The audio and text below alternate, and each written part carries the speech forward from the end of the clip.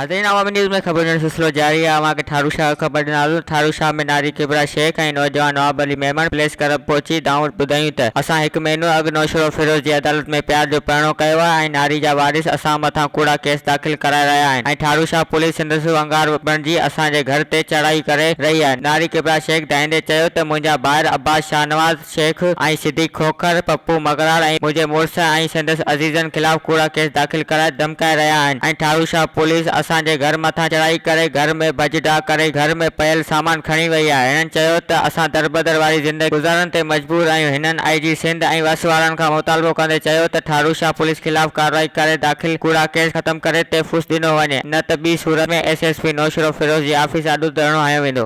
जी तव्हां ॿुधायो तव्हां प्रेस क्लब छो आया आहियो? मुंहिंजो नालो कुबरा शेख आहे। मां पसंद जी शादी कई आहियां। प्रेस क्लब मां हिन लाइ आई आहियां कि कराची मां आई आहियां त मां नवाब अली सां पसंद जी शादी कई आहियां। हीअं दरपेले में शादी करे आई आहियां। हीअ मुंहिंजो निकाह नामो आहे, कोरट जो निकाह नामो आहे। त मां इहा थी अपील कयां कि मुंहिंजा माइट मुंहिंजी ससु जे मथां मुंहिंजे हस्बैंड जे मथां केस था करनि, कूड़ा केस था हणनि कि असांजे मथां केस न कयो। मां पंहिंजी मर्ज़ी सां आई आहियां, मां पंहिंजी ख़ुशी सां आई आहियां। त कंहिं तव्हांजे मथां केस दाख़िल कयो आहे?